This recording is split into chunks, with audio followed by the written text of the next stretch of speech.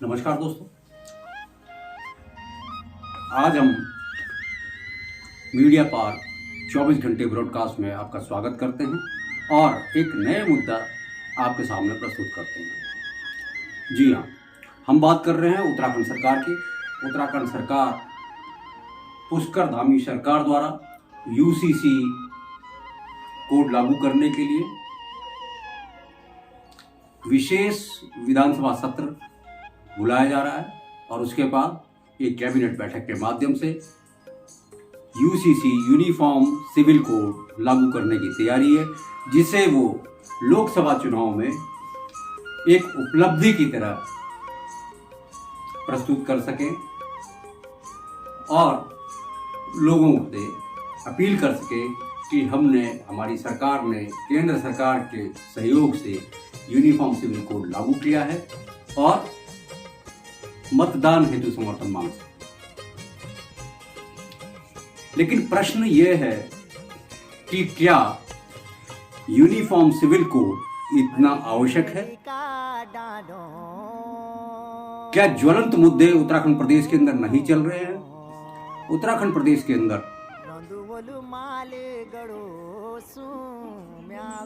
पहाड़ से लेकर मैदान तक अधिकांश लोग भू कानून के समर्थन में है और भू कानून का लागू होना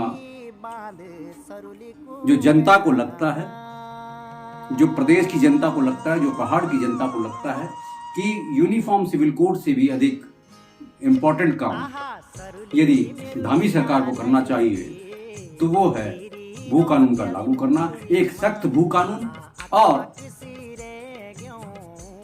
मूल निवास 1950। जी हाँ, जो प्रदेश की हालात इस टाइम हैं उसे देखकर और जो जितनी भी सरकार के विरोध में रैलियां इस वक्त प्रदेश के अंदर चल रही हैं और जितने धरने प्रदर्शन इस वक्त हो रहे हैं बेरोजगार युवाओं के और भू कानून को लेकर, उसके लिए सरकार कितनी जागरूक है और कितने जल्द इसको लागू करने का प्रयास करती है। क्या ये मुद्दा यूसीसी से पहले विधानसभा सत्र में नहीं लाया जाना चाहिए? विधानसभा सत्र में सबसे पहले जो जनता को लगता है भू कानून और मूल निवास का मुद्दा उठना चाहिए और उसका सॉल्यूशन निकलना चाहिए। एक सख्त भू कानून के लिए कई लोगों ने सुझाव दिए हैं, उनमें से कुछ सुझाव हम आपके सामने रखने का प्रयास कर रहे हैं। पहला सुझाव यह है कि भू कानून वर्ष 2000 से पूर्व जो भी लोग उत्तराखंड में थे उनको उत्तराखंड का निवासी मानकर, स्थायी निवासी मानकर और जिनके पास जितनी जमीनें हैं वो सब उनके पास में रहे। लेकिन उसके बाद जितने भी भूमि है, जो भी रजिस्ट्रियां हुई हैं, जो भी लोगों ने किया है, उसको एक लीज डीड की तरह ट्रीट किया जाए और 30 साल का लीज मान करके उनकी रजिस्ट्रियां स्वतः निरस्त कर दी जाए। दूसरा, मूल निवास 1950 की जो बात करते हैं, जो भी लोग उत्तराखंड प्रदेश में, तत्कालीन उत्तर प्रदेश जिसे हम कहते हैं, जो भी जिस क्षेत्र में 1947 के बाद यहाँ पर निवास करते हैं उनको मूल निवासी के रूप में मान्यता दी जाए और आज़ादी के वक्त से लेकर अब तक जो उत्तराखंड में निवासी हैं, उत्तराखंड राज्य गठन से पूर्व के निवासी हैं, वे सब लोग मूल निवास और स्थायी निवास के श्रेणी में आए, ऐसा लोगों का मानना है। लेकिन धामी सरकार इस पर कोई काम नहीं कर रही है। जब उत्तराखंड प्रदेश का गठन हुआ था तब भाजपा की सरकार थी। भाजपा के दो मुख्यमंत्री उस वक्त हुए। नित्यानंद स्वामी जी प्रथम मुख्यमंत्री के तौर पर उन्होंने शपथ ली और उस वक्त भी भू कानून पर कुछ विशेष कार्य नहीं हो पाया। फिर भगत सिंह कोश्यारी जी प्रदेश के मुख्यमंत्री बने। सूबे में मुख्यमंत्री बनने के पश्चात भू कानून लागू होने की बजाय बाहरी लोगों ने, व्यापारी लोगों ने, अन्य क्षेत्र के लोगों ने यहाँ पर बेहताशा जमीनें खरीदी। इसमें सरकार के लचीले रवैये की वजह से देहरादून जैसे महत्वपूर्ण शहर में MDDA यानी मसूरी देहरादून विकास प्राधिकरण जैसी संस्थाओं ने बेतरतीब निर्माण को प्रोत्साहन दिया। बेतरतीब नक्शे पास किए गए या कई ऐसी जगह जहां पर बिना नक्शे के ही निर्माण किया गया। उत्तराखंड प्रदेश में विशेषकर राजधानी क्षेत्र में कोई भी नदी, नाला, जंगल बचा नहीं है जहां पर कि एनक्रोचमेंट नहीं हुआ हो, या जहां पर होटल, रिजॉर्ट, वेलनेस के नाम पर अस्पताल और कई सारी चीजें खुली। तो दोस्तों, क्या ये मुद्दा अहम नहीं था? हमारे वन के अधिकांश क्षेत्र पर हरियाणा, पंजाब और अन्य क्षेत्र के जैसे दिल्ली, बिहार, कई क्षेत्रों के लोगों ने यहाँ पर अपने प्रतिष्ठान स्थापित किए हैं, या यहाँ के लोगों से सस्ते दाम पर सरकार के नुमाइंदों के साथ, सरकारी अधिकारियों के साथ, जनप्रतिनिधियों के साथ मिलकर के एक गठजोड़, एक सिंडिकेट बना करके जमीन को खरीद लिया और आज उसी जमीन के भाव आसमान छूने लगे और यहाँ के लोग वहां पर केयर टेकर या एक सुरक्षा कर्मी की भांति काम कर रहे हैं तनख्वाह पर। तो ये विडंबना है इस प्रदेश की कि कोई भी नेता, कोई भी मंत्री, कोई भी मुख्यमंत्री, किसी भी सरकार ने इस ओर कभी ध्यान नहीं दिया और जमीन बेतरतीब तरीके से यहाँ बिकती चली गई, बेतरतीब तरीके से इमारतें बनती चली गई, जंगल कटते रहे, खालों पर कब्जा होता रहा, कई खालों को पाट कर पेट्रोल पंप बना दिया गया। कई बार डीएम से शिकायत की गई, कई बार वन मंत्री के पास शिकायत की गई, कई बार शहरी विकास मंत्री के पास शिकायत की, कई बार मुख्यमंत्री के पास शिकायत की, कई लोगों ने इसके ऊपर प्रश्न चिन्ह उठाए, आंदोलन किए, लेकिन सरकार के कान पर कोई जू नहीं रहेगी। सरकार भाजपा की रही हो या कांग्रेस की, किसी भी सरकार ने भू कानून और मूल निवास के मुद्दे पर काम करना उचित नहीं समझा। उसके अलावा जो नदियां हैं, जो नदियों का स्वरूप रही हैं 1980, 1985, 1990 में जो नदियों का स्वरूप था, उस स्वरूप को इतना कुरूप हमारी सरकार ने कर दिया है। उत्तराखंड की सरकार ने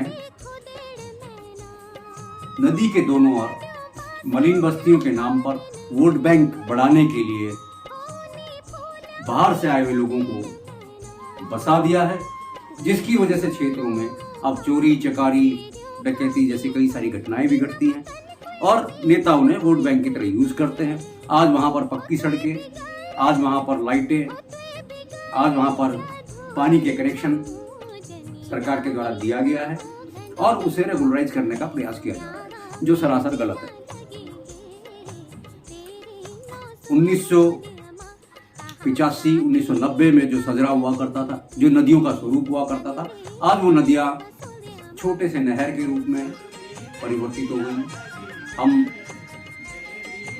रिस्पना नदी की बात करें, हम बिंदाल नदी की बात करें, हम सोम नदी की बात करें, सभी जगह कई नदी देहरादून से लेकर के विकास नगर तक, कई नदियां या सह नदियां देहरादून से लेकर ऋषिकेश तक, रायवाला तक, हर क्षेत्र में जितनी भी नदियां हैं उसके दोनों तरफ कब्जे होने शुरू हो गए हैं। और जब पुल बनाए गए थे, जितने भी पुल उत्तराखंड सरकार ने आज तक बनाए हैं, जितने भी फ्लाईओवर उत्तराखंड सरकार के द्वारा बनाए गए हैं PWD के माध्यम से, एक भी फ्लाईओवर यहाँ पर कामयाब नहीं है। बनने के चंद महीनों बाद वो फ्लाईओवर या तो ध्वस्त हो जाते हैं या गिर जाते हैं और कईयों का ट्रीटमेंट आज भी कई सरकारें बदलने के बाद 3 मुख्यमंत्री भाजपा ने अभी दिए हैं। फिलहाल में त्रिवेंद्र सिंह रावत जी मुख्यमंत्री रहते हुए उन्होंने फ्लाईओवर का उद्घाटन किया था थानों मार्ग पर बड़ासी ग्रांट पे। वो पुल उनके उद्घाटन के 1 महीने बाद ध्वस्त हो गया था, उसका एक हिस्सा। ऐसे ही कई पुल वहां पर ध्वस्त हुए हैं जो नए नए बने थे। लेकिन आज तक त्रिवेंद्र रावत जी के बाद तीरथ सिंह रावत जी मुख्यमंत्री बने, उसके बाद फिर धामी जी मुख्यमंत्री बने, पुष्कर सिंह धामी जी दोबारा चुनाव हारे, फिर जीते, फिर मुख्यमंत्री बने। लेकिन उस पुल का भविष्य आज भी अंधकारमय है और कभी भी किसी बड़े घटना को आमंत्रित करता नजर आता है। कई पुल यहाँ पर बरसातों में गिर गए, कई पुल बरसातों में ढह गए और जो स्थिति आज खनन की है, खनन के माध्यम से लोग बेहताशा पैसा कमा रहे हैं। सरकार के पास राजस्व अवश्य आ रहा है, लेकिन बीच में कुछ जनप्रतिनिधि भी उसका पूरा पूरा फायदा उठा रहे हैं। हालांकि आमजन को सरकारी खनिजों के माध्यम से जो मकान बनाना या जो रिहाइश यहाँ पर बन रही है वो बहुत महंगा पड़ रहा है, क्योंकि ये सब भू माफियाओं के, खनन माफियाओं के हाथ में, खड़िया माफियाओं के हाथ में सारी व्यवस्था चली गई है। और अब लोग ये कहने लगे हैं कि उत्तराखंड से अच्छा तो उत्तर प्रदेश में थे हम लोग, कारण हर चीज में महंगाई हो गई है। जल, जंगल, जमीन, सुविधाएं, व्यवस्थाएं उत्तर प्रदेश के समय ज्यादा बेहतर लोग मानते हैं। अपने ही लोग, अपने ही जनप्रतिनिधि, अपनी ही सरकार, बावजूद इसके उत्तराखंड की जनता आज भी परेशान है। लेकिन सरकार इस पर कोई कार्रवाई नहीं कर रही है। जो खेती की जमीनें थी, जो वन की जमीनें थी, उनका लैंड यूज चेंज करके तहसीलों के माध्यम से, पटवारियों के माध्यम से लोगों की जमीन, किसी की जमीन किसी को दे दी जा रही है। नदी खालों की जमीन उलट पलट किया जा रहा है, उनका खसरा नंबर चेंज किया जा रहा है और फिर आम जन को वहां पर ठगा जा रहा है। बेहताशा प्लॉटिंग हो रही है। जहां पर सौंदर्य झलकता था, जहां पर वनों की सुंदर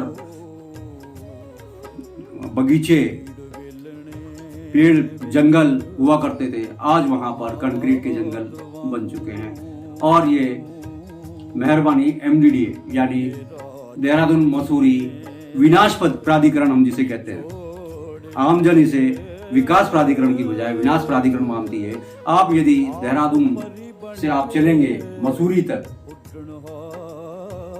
उठाल गेट से लेकर के और मसूरी के बीच में जितने निर्माण हुए हैं, किशनपुर से लेकर के, जाखंड से लेकर और मसूरी के बीच में जितने भी निर्माण दोनों तरफ हुए हैं, नए मसूरी और पुराने मसूरी रोड दोनों अवैध निर्माणों से पटे हुए।